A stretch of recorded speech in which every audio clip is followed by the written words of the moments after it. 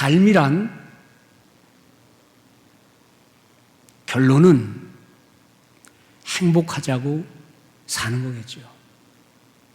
그 행복을 위해서 필요한 돈, 학식, 그리고 힘, 권력. 지금은 어찌된 세상인지 인생의 목표가 행복이 아니고 여러분들이 잘 인정하는 대로 물질, 건강, 출세. 돈 많은 분들에게 한번 질문해 보세요. 돈 많이 가졌으니 얼마나 행복하십니까? 아니, 아직 멀었어.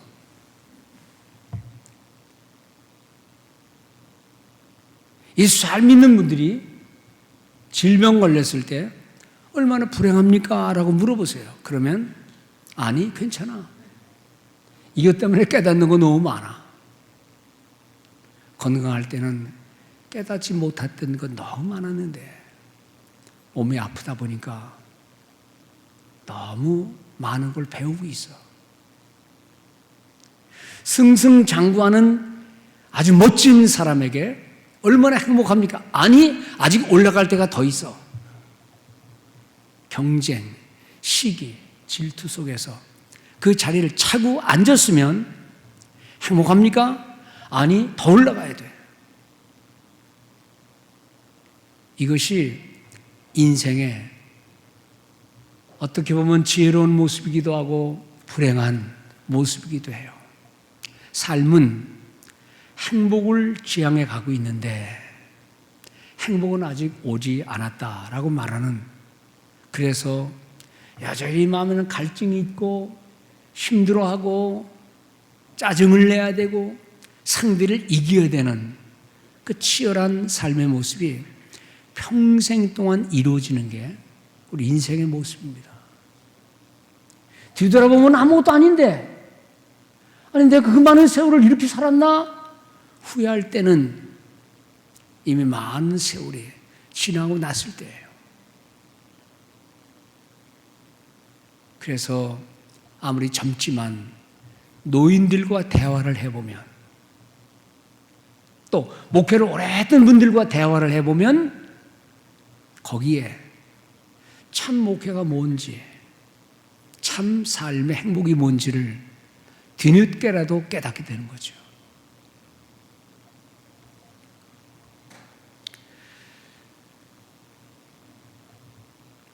목사로서 안 믿는 사람들과 대해보면 참 치열한 삶에 행복지 못한 모습을 많이 봅니다.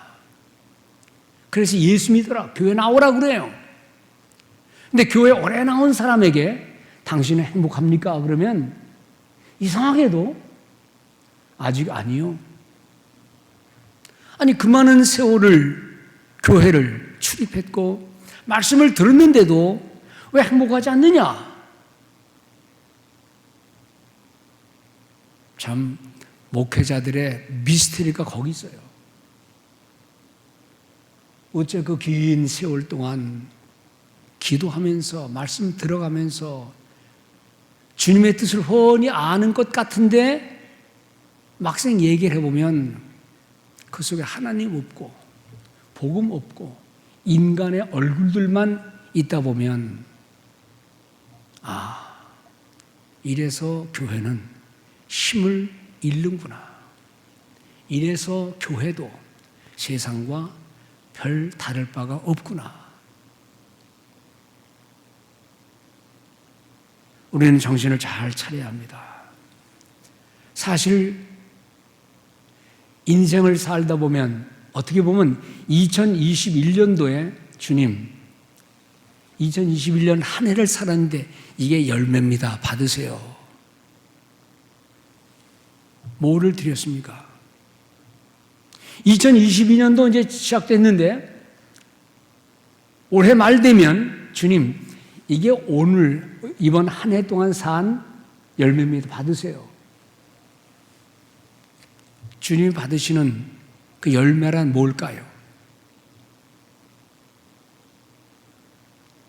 우리 하나님께서 짧든 길든 그 인생의 모든 삶의 과정을 살았던 인생들이 아무리 조그마한 풀잎도 씨를 남기고 큰 나무도 과일 속에 씨를 남기고 그리고는 일생을 마치는데 우리는 어떤 씨앗, 어떤 열매를 맺고 남기고 사라지는가?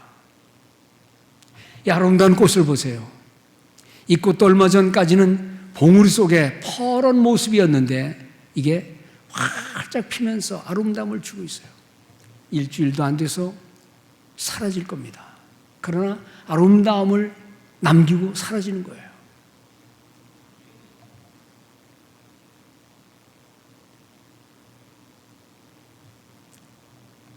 갈라디아서 5장 22절에 오직 성령의 열매는 마치 한 인생이 살다가 세상을 끝내고 남기는 그 흔적이 있다면 바로 이런 흔적이어야 되는데 사람은 이런 흔적보다는 뭔가 눈에 보이는 가시적인 것, 세상 사람들이 많은 물질을 그리고 성취를, 부유함을, 아주 강한 세력을 바라지만 만일 행복이 건강에만 있다면 병든 사람은 행복이 없을 것인가? 재물이 좀 적은 사람은 행복이 없을 것인가? 실패한 사람은 행복이 없을 것인가? 전혀 그렇지 않다는 사실을 우리는 잘 압니다. 오직 성령의 열매는 이 열매를 향해 나가는 올 한 해 되기를 주의 이름으로 축원드립니다. 뭔지 모르고 아멘한 사람은 그 뭔지를 제가 말씀드릴 테니까 이제 잠깐 눈을 감아보시고 제가 단어 하나하나를 얘기할 때 마음으로 못됐다 할지라도 하나님 그거 맞습니다. 아멘. 또 아멘. 그거 맞습니다. 그렇게 열매를 만들었던 못 만들었던 주님 앞에 이 열매가 2021년도에 있었는지 점검해 보시고 2022년도에 주여 내가 꼭 이 열매 맺게 해주옵소서 기도하는 성도들 되시기 바랍니다. 다 눈을 감아보세요. 저를 쳐다보지 마시고 오직 성령의 열매는 love, 사랑과 joy, 희락과 peace, 화평과 patience, 오래 참음과 kindness, 자비와 goodness, 양선과 faithfulness, 충성과 gentleness, 온유와 self-control, 절제이니 눈을 뜨셔도 됩니다. 여러분 우리 인생이 한평생 살면서 만들어내야 할 삶의 열매는 어제 새벽기도 때 말씀드린 대로 We must be different. We must be different. 세상 사람들이 바라는 것과는 구별된 모습이어야 할 줄 믿습니다. 오늘 예배하러 이 자리에 오신 성도님들, 가정에서 유튜브를 청취하면서 예배를 드리는 성도님들,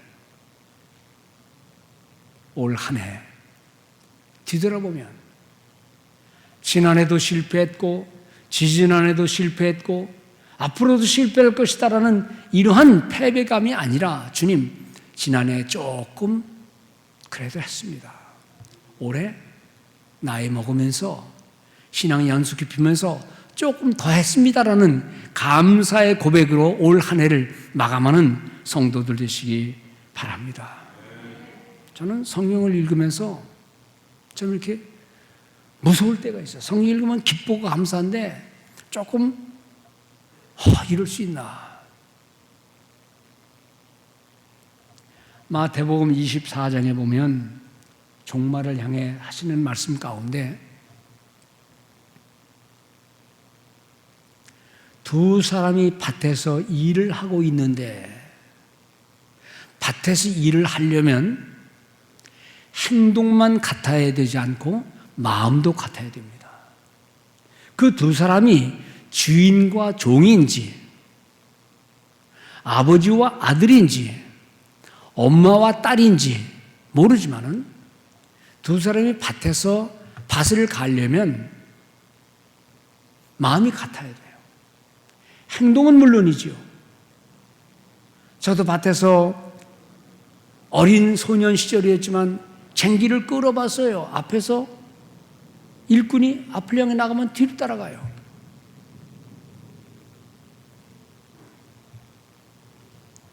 밭에서 똑같이 일을 하는데 한 사람은 데려감을 당하고 한 사람은 내버려둠을 당하고 무섭지 않습니까? 두 번째 비유는 두 사람이 맷돌을 갈고 있는데 맷돌을 갈려면 힘드니까 둘이 합니다. 여기서는 밀어야 되고 이 사람은 당겨야 되고 내가 당기면 이 사람이 밀어줘야 되고 이게 맷돌의 원리예요. 그래서 혼자 하면 힘들어요. 밀었다 당겼다 하려면. 그러니까 이쪽에는 내가 힘 안 줘도 저절로 저 사람이 당기니까 여기 내가 당기니까 두 사람이 맷돌을 같이 간다는 것은 얼마나 같은 행동을 해야만 된다는 거예요. 그런데 두 사람이 매를 갈고 있는데 한 사람은 데려감을 당하고 한 사람은 내버려둠을 당하고 여러분 이거 무시무시한 장면 아니에요?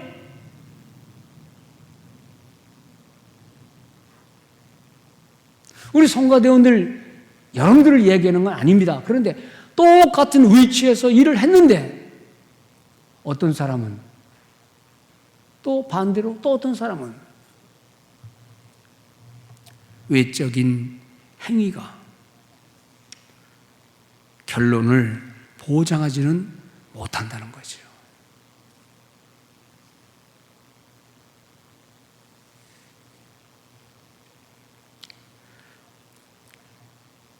한 해를 이미 시작한 지가 두 번째 주일이 되는데 사실 시편 1편은 해를 새롭게 맞이할 때마다 가끔 언급하는 하나님의 말씀입니다. 왜냐 그러면 새로운 한 해가 되면 복 받으세요. 복이 몇 장 받으셨어요? 저는 수도 없이 받았습니다. 지인들, 성도들, 지휘자들, 주변의 동료들, 옛날의 사람들 다 그냥 복이 제 셀폰에 꽉 깔렸어요. 그러면 그 복을 제가 진짜 받는 겁니까? 어디서 얻은 복주머니가 수십 개 제게 왔어요. 복 받으세요라는 말도 수백 받았어요. 저는 그냥 스킵합니다. 스킵. 그런 거 말고 나 한 사람을 위해서 말 한마디라도 쓰면 그건 제가 읽고 그분을 위해서 몇 초 동안이라도 기도해요. 쓰다 남은 카피해서 다 보내는 거. 이거는 인터넷 쓰레기가 되죠. 한 영혼을 위해서 짧은 한마디라도 마음을 담은 글을 준다면 물론 그 글이 그림 속에 들어가 있을 수 있기 때문에 보냈긴 했을지만은 마음을 다한 복을 비는 내용이라면 얼마나 좋을까.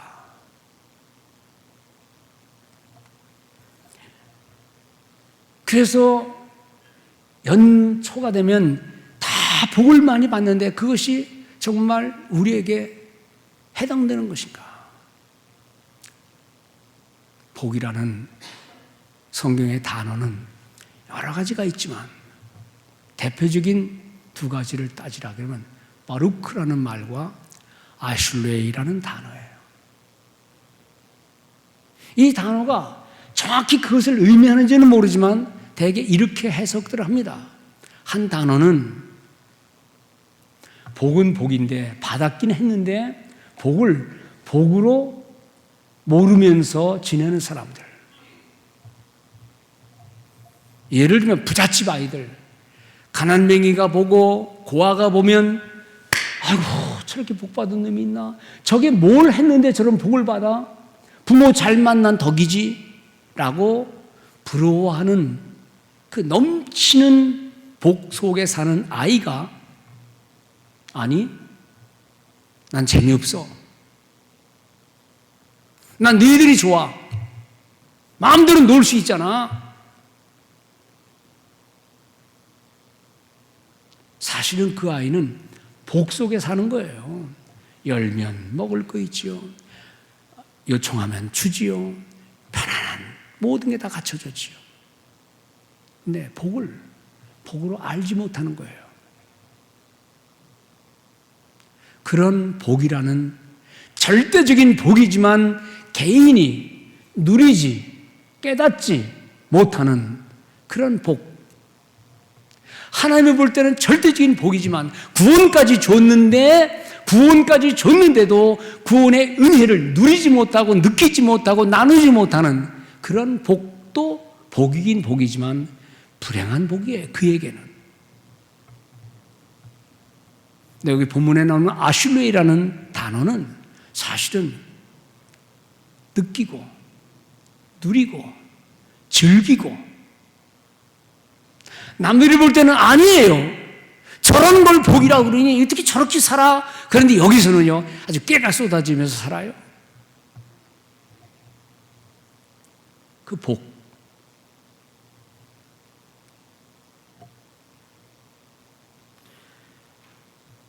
참 행복이라는 것은 사실은 환경에 있는 게 아닌데 그러면 가난한 사람들은 다 불행합니까? 병든 사람은 다 불행합니까? 건강해서 죄 짓는 사람이 얼마나 많은데요. 많은 돈 가지고 교만하고 하나님 안 믿는 사람들 얼마나 많은데요. 그래서 우리는 참 행복이 뭐냐 그것을 하나님 말씀 가운데 깨닫는 거예요.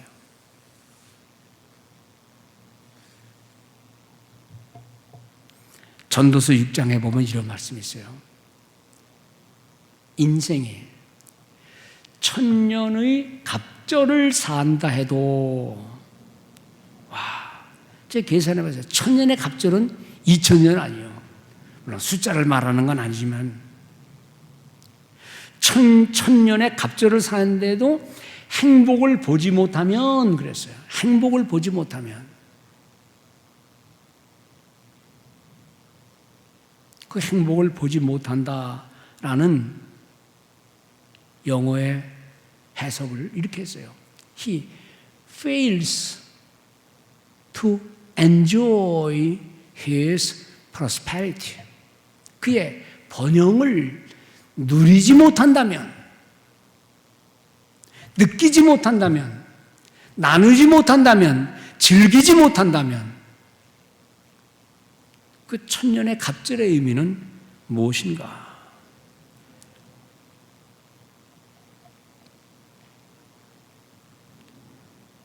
받은 구원의 은혜 얼마나 많은 특권입니까? 건강할 때는 감사요 헌신이요, 병들 때는 하나님을 가까이 하는 것이요,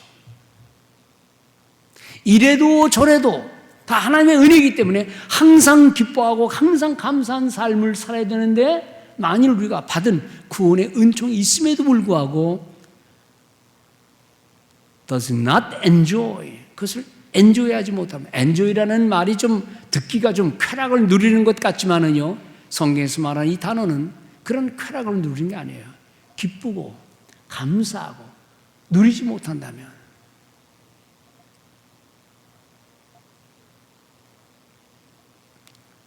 오늘 본문 시편 1편에 보면 1절에 보면 복 있는 사람은 복들이요. 그래서 영어로는 blessed, 복수입니다. blessings, blessed are those, 이러이러한 사람은 복받은 사람들이요.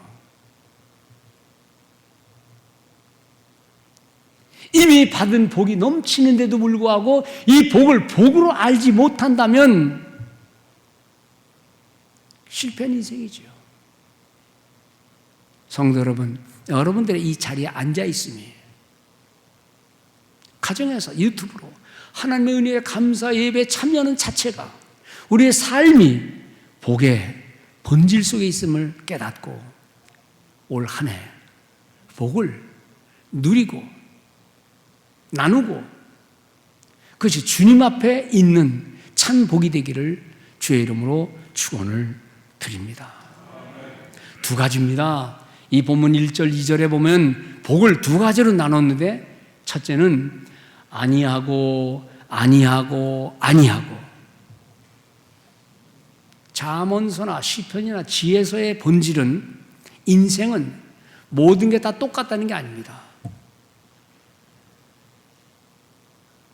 지혜는 구분한다는 거예요. 참 행복의 사람은 이런 거 아니고 이런 것도 아니고 저런 것도 아니고 이거야 라고 하는 진리를 말씀하고 있어요. 어떤 사람이 복 있는 사람이냐? 이 세상이 악한 줄 우리가 알잖아요.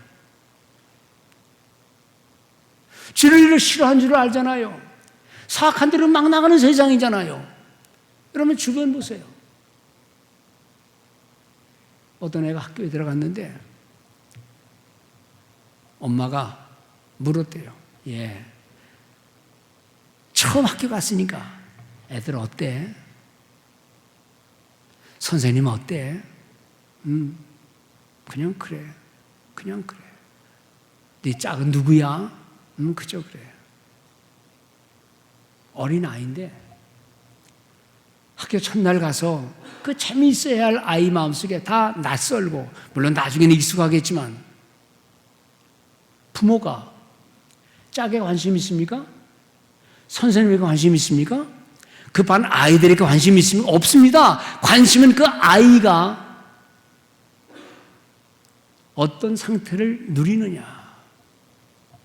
옆에 아이 관심 있는 게 아니라 옆에 아이가 너에게 잘해주느냐, 많은 아이들이 너에게 호감을 갖느냐, 선생님이 너를 좋아하느냐, 그거 관심이지. 엄마의 관심은 자식에게만 있어요. 아이들이 왕따를 시키든 선생님이 좀 못난 사람이든 부모의 관심은 그 아이가 그 주변의 삶을, 공동체의 삶에서 왕따 되지 않고 아이들에게 호감을 갖든 또는 리드를 하든 그 아이가 잘 되는 걸 바라보는 거예요. 하나님이 우리에게 질문할 때 너 사는 세상이 어떠냐? 후러싱 동네는 어떠냐? 이 세상이 지금 어떻게 돌아가고 있느냐? 관심 없어요.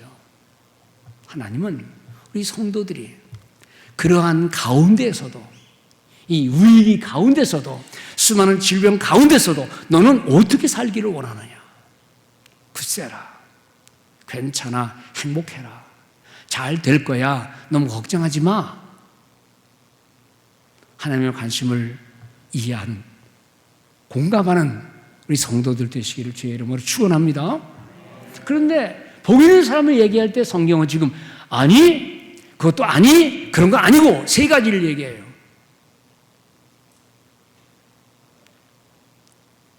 하지 마라. 함께 걷지 마라. 함께 동행하지 마라. 함께 서 있지 마라. 함께 앉아 있지 마라. Walk together, stand together, sit down together. No, 하지 마라. 사실 어떻게 같이 동행 못합니까? 어떻게 같이 걸어가야죠. 그런데 같이 걸어가다가 마음이 맞으면 서서 얘기합니다. 이렇고 저렇고. 그러다가 마음이 맞으면 자, 앉아봐. 앉아서 얘기를 합니다. 그러면 물드는 거예요. 악한 사람은 악한 자리에서 악이 물들고, 착한 사람은 착한 사람들끼리 서로 좋아지고, 이 세상에 아주 간단한 이치예요. 그래서 부모들은 자식들이 내 자식은 못된 거라 생각하면서도 좋은 친구가 있기를 바라죠. 근데 우리가 세상 살면서 어떻게 같이 동행 못해요? 동행 안 하고 어떻게 살아요? 그런데 혹시 동행은 한다 할지라도 서서 나누지 마라. 앉아서 그러면 안 된다. 제가 한국에 있을 때 감옥에 있는 사람들에게 제가 책자를 보내고 성경책을 보냈어요. 어떤 분이 답장을 왔어요. 이미 수십 년간 감옥에서 청송교도소까지 가서 인생 망그러진 사람이에요.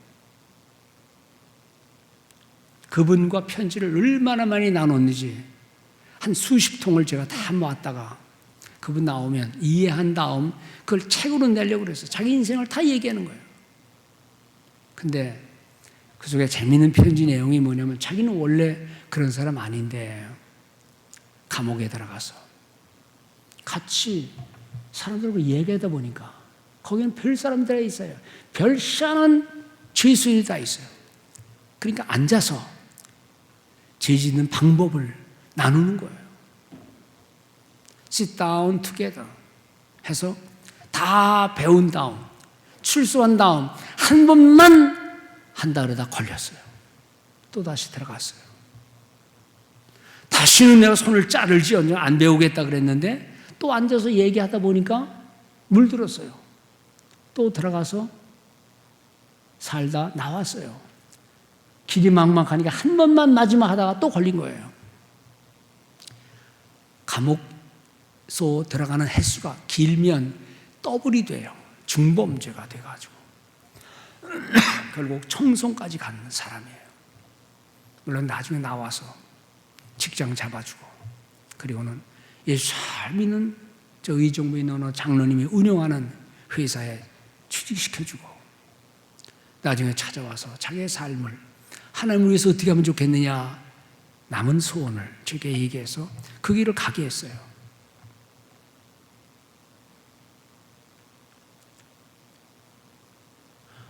Walk together, stand together, sit down together. 이 together 속에는 혼자가 아니고 누군가가 있는 거예요. 그 누군가가 정말 진실한 사람이라면, 착한 사람이라면 그렇게 동화되는 거지만, 왜 성경은 아니하고 하지 마라 그렇게 말씀했는가? 인간은 들으면 감염돼요. 같이 있으면 동질감을 느껴요. 혼자 도둑질 못해요. 그래서 옛날 어른들은 못된 말 들으면 나 못 들은 걸로 할게, 그리고 집에 가서 귀를 닦았대요. 근데 말을 들으면 사람은 다 속에 조금씩 부정적인 의식이 있기 때문에 그 말을 들으면 감염돼요. 그래서 부모들도 자식들을 좀 좋은 학교, 좋은 아이들이 있는 곳에 보내려고 하는 이유도 그렇고, 성도들도 우리 효신교회가 좋다, 뭐 내가 그 자랑하는 건 아니지만은 더 나은 교회에 있으면 주저없이 떠나기도 하고 오기도 해요.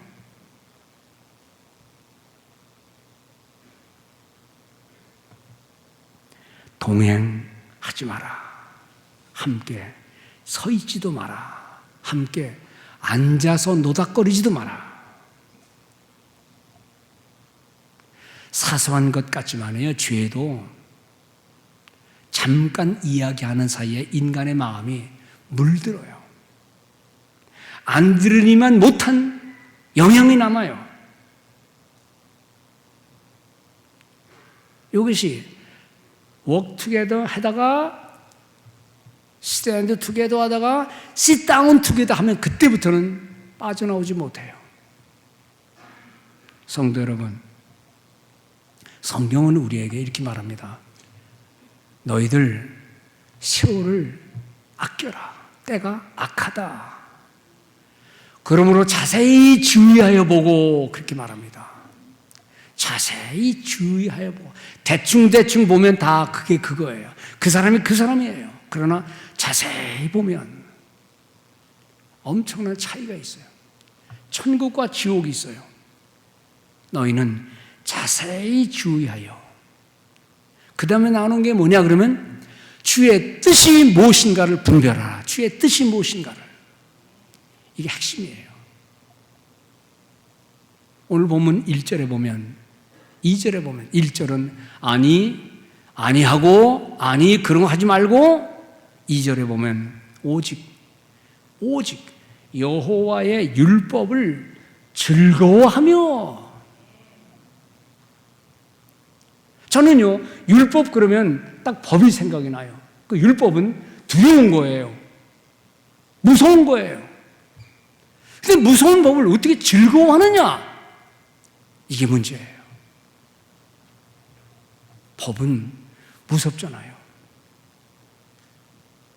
법을, 그런데 우습게 보는 사람이 있어요. 법을 모르는 사람이 있어요. 여러분, 자녀들이 우리 어렸을 때 학교 가는 게 꼭 지옥 가는 것 같은 느낌, 또는 천국 가는 것 같은 느낌. 왜 그렇죠? 숙제 안 해가면 학교 가는 게 정말 무슨 도살장 끌려가는 것 같아서 어떤 이유만 있으면 안 갔으면 좋겠는데 너무 날씨가 좋아요. 이게 비 오면 핑계를 대면 되는데 숙제 안 해간 아이. 근데 거꾸로 다 숙제하고 더 해간 아이, 그 아이 발걸음은 신나지요. 즐겁지요. 여호와의 율법이 즐겁다는 표현이 어떤 거지요? 사실 율법을 그 당시 유대인들은 두려워했어요. 그걸 범하면 죽임당하니, 쫓겨나니. 그것은 의무요, 책임이지 특권이 아니다라고 생각했어요. 그런데 오늘 본문에서 여호와의 말씀을 즐거워한다는 그것은 나의 특권이고 우리 믿는 자만이 가진 삶의 특별한 방식이고 축복이에요. 그것은 뭐냐 그러면 여호와의 말씀을 즐거워한다.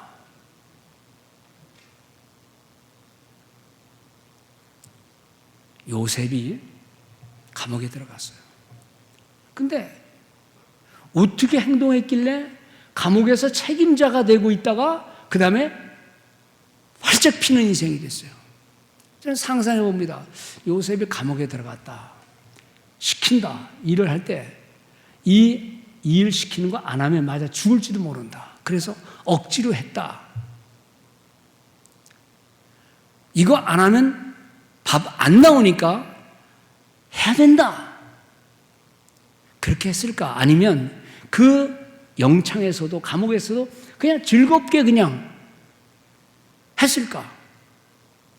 하나님이 뭘 받길래 그가 그 속에서도 구출받아서 위대한 인물이 됐을까? 어떤 마음의 자세를 가졌길래? 이것이 우리의 인생을, 역경 속에 있는 인생을, 우리 모든 성도들에게 이런 사건을 보면서 우리는 뭘 깨달아야 되겠는가? 여호와의 말씀을 즐거워하며. 가끔 저는 이런 생각합니다. 우리 효신교회가 방도 많고 구석구석 있으니까 저 들어오는 사람에게 이마를 여기다 대세요 하고 이마를 딱 댑니다. 그러면 이분이 근심 걱정이 있구나. 그러면 여기 가서 예배드리세요. 또 너무나 기도 제목이 많아서 절실한 기도하러 온 분이구나. 그러면 집사님 저쪽으로 가서 예배드리세요. 선교하고 싶어 열정이 나는데 그런 사람이 딱 지금 여기 나와요. 그래서 집사님은 2층 가서 예배드렸어요. 그래서 예배드리는 방이 수십 개 있어가지고 설교자가 다 많아서 그분에게 맞는 맞춤형 설교, 듣고 싶은 소리를 말하는 게 아니라 그 사람의 형편에 맞는 메시지를 목사님들이 다 나눠서 말씀을 나누면 얼마나 좋을까. 그런 기계가 있다면 들어오면서 원망, 불평, 시기심이 가득한 사람에게 그냥 의미 없는 설교한다면 무슨 은혜를 받을까? 주여, 그거 분별하는 그거 하나 없습니까? 아니 병원에 가면 청진기 여기저기 돼가지고 괜찮아요, 가세요. 또는 아유 심각하네, 얼른 안과에 가셔야 돼요. 폐가 이상하면 가려가세요. 다 다르게 하는데 우리는 그저 한 말씀 가지고 은혜밖에 아닌가. 그래서 A 설교실, B 설교실, C 설교실, D 설교실. A는 아브노말, 비정상적인 사람들이 가서 은혜 받고,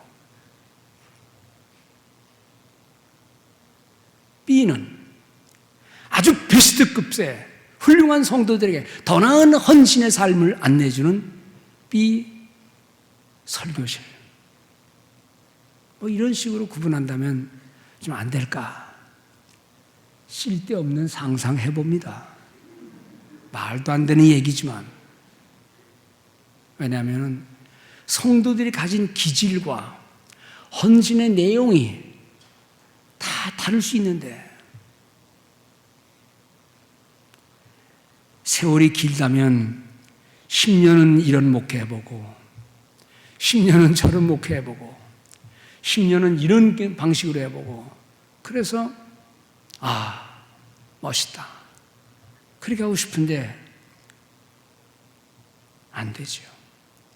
영혼을 탐지할 수 있는 기회가 있다면 할 수 있겠지만, 성도 여러분, 우리가 말씀을 들음에 있어서, 말씀을 배움에 있어서, 말씀을 읽고 터득함에 있어서 오늘 말씀대로 즐거워하며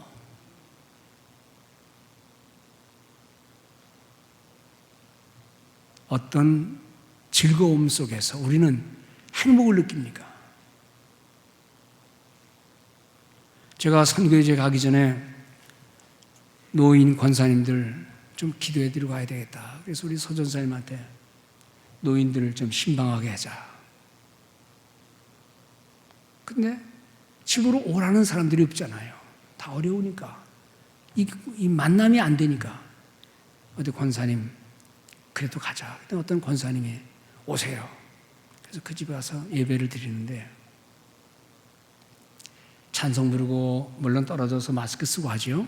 예배 드리고 하는데, 권사님 성경 어디를 펴세요. 그랬더니 펴시더니 몇 장 몇 절입니다. 그랬더니 성경 보시더니 그래요. 아이고 목사님, 내가 이 성경 제일 좋아하는 구절인데요. 다 알고 있어요.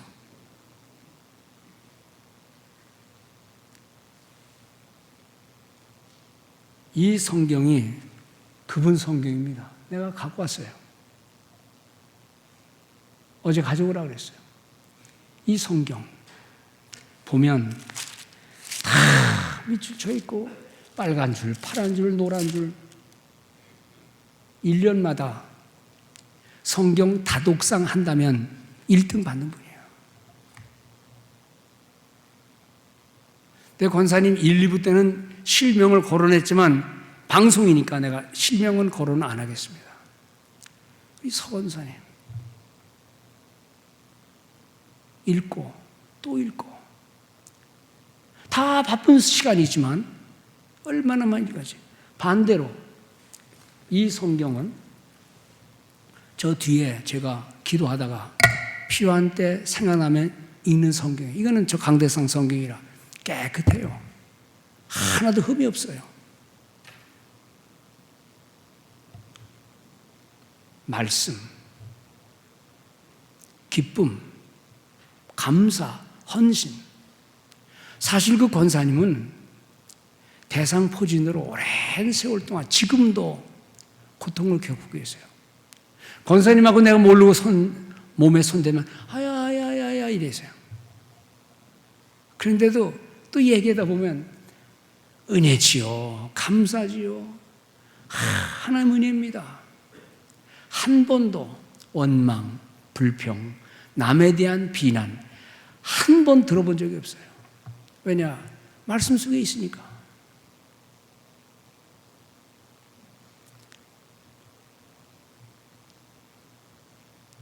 기도가 절로 나옵니다. 하나님, 아이고 저런 권사님들, 그런 권사님들 때문에 목회하는 건데 그런 분들이 점점 사라지고 있잖아요.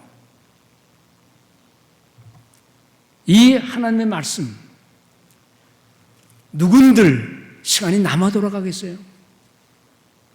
성경 말씀만 얘기하면 아이고 제가 제일 좋아하는 구절, 몇 번 신방할 때마다 딱 펴서 보고 읽어보세요. 권사님 줄줄줄 그 노 권사가 읽어요.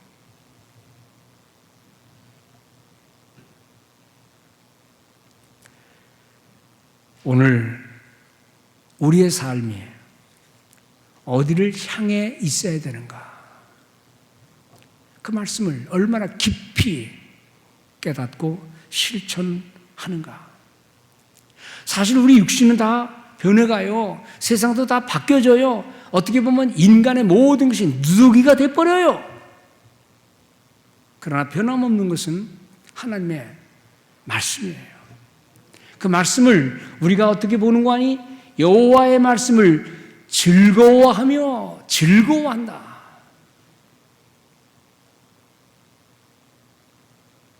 하나님과 대화한다.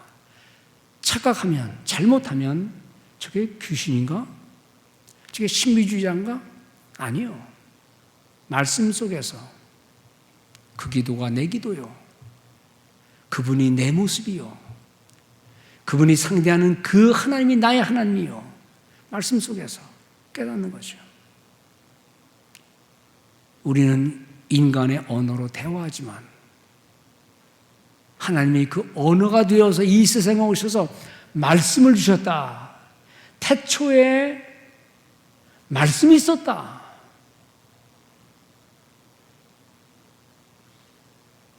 그 말씀이 인간들과 함께 있었다. 그 말씀이 곧 하나님이라. 그러므로 우리가 말씀을 읽을 때에, 깨달을 때에, 그 말씀 속에 나를 몰입할 때에 우리는 하나님과 함께하는 삶이라 이 말입니다. 신자를 신자 되게 하는 것, 교회를 교회 되게 하는 것, 성도들이 헌신하는 동기가 되는 것, 복음의 완성입니다.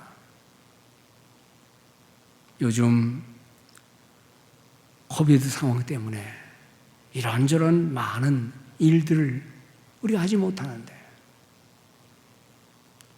하나님 말씀의 뜻을 깨닫는 시간들이 우리의 삶 속에 많아진다면 얼마나 복인가. 말씀의 맛을 누리고 말씀 속에서 모든 걸 환하게 이해하는 복 있는 성도들 되시기 바랍니다.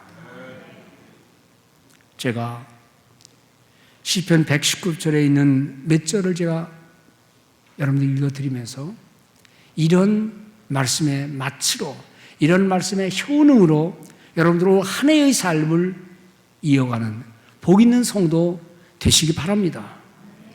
이 말씀은 나의 고난 중에 위로라. 주의 말씀이 나를 살리셨기 때문입니다.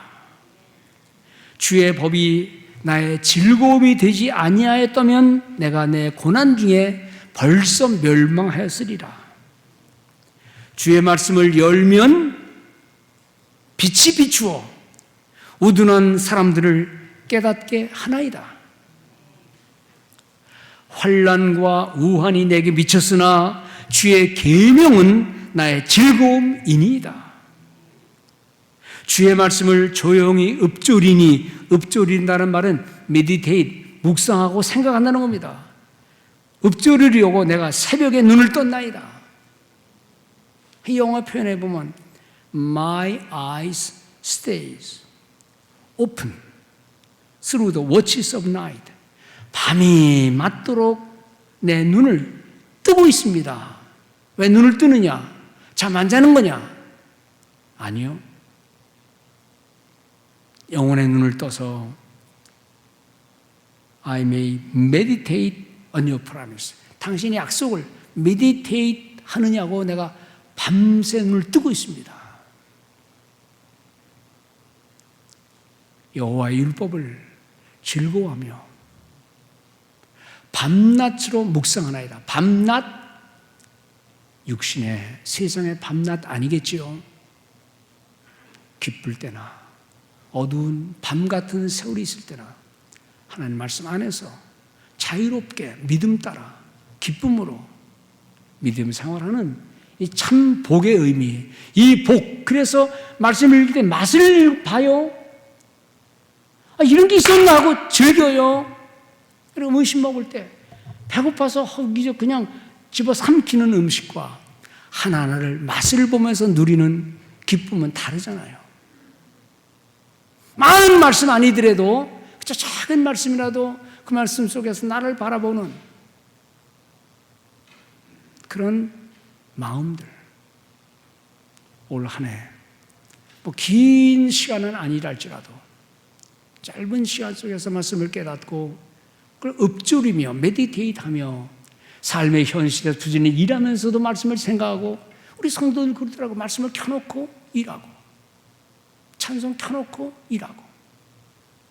그러면서 2020년도 만만치는 않을 겁니다. 그러나 믿음으로 극복할 수가 있다는 겁니다. 세상이 잘 돼서 내가 행복한 게 아닙니다.